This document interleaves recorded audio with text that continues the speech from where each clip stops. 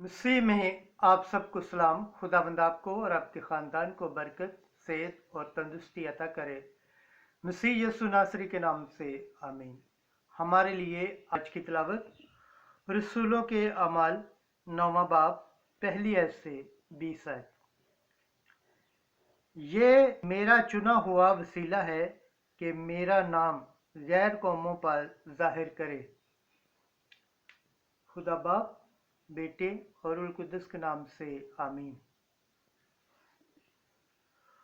उस वक्त शाऊल हनूस खुदावंद के शागिर्दों के धमकाने और कत्ल करने का दम मारता हुआ काहिने आजम के यहाँ गया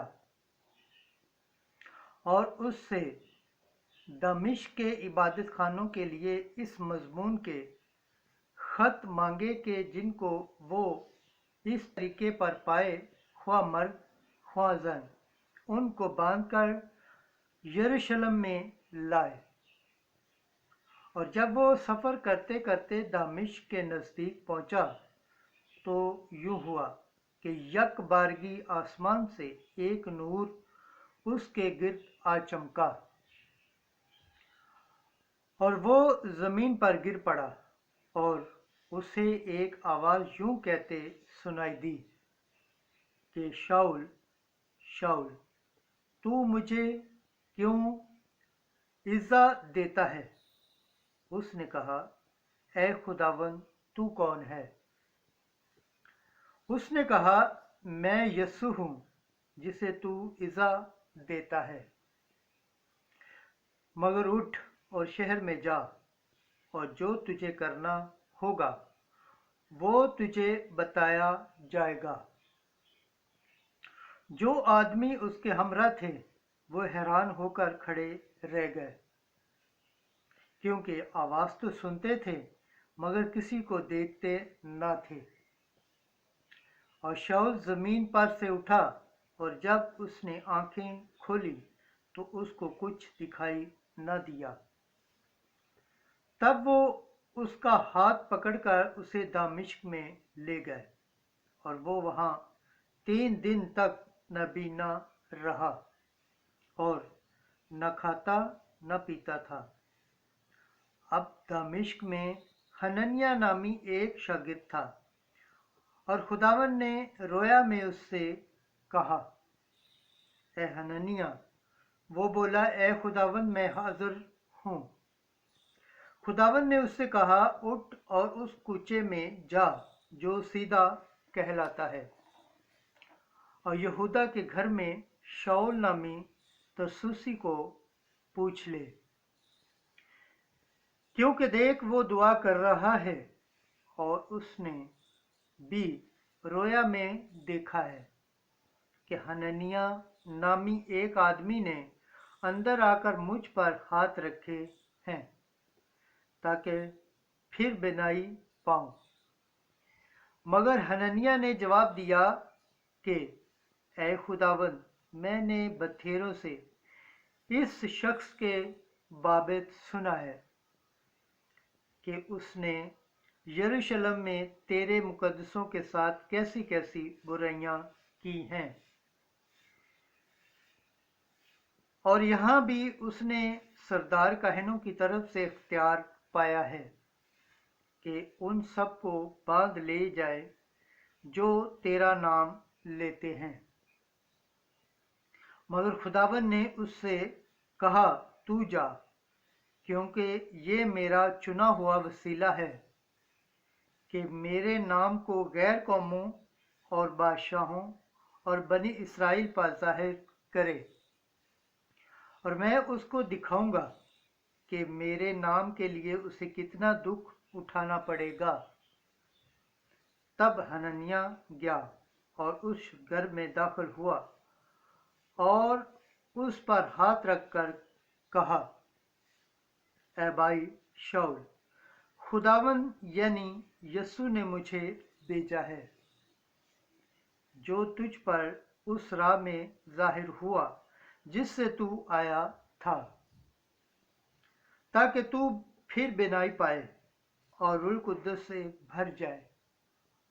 और फिर उसकी आंखों से झिल्ली सी गिर पड़ी और वो बीना हो गया और उठकर बपतिस्मा पाया, फिर कुछ खाकर ताकत पाई। और वो कई दिन उन शागिर्दों के साथ रहा जो दमिश्क में थे, और वो फौरी इबादत खानों में यस्सु की मनादी करने लगा कि वो खुदा का बेटा है। खुदावंद के पाक कलाम पढ़े और सुने जाने पर खुदावंद की बरकत हो, खुदावंद का शुक्र हो, आमीन। आज का ज़बूर पढ़ा जाएगा, ज़बूर 116 पहली आयत से दूसरी आयत। जमायती जवाब, तुम तमाम दुनिया में जाकर अंजील की मनादी करो। हालेलुया,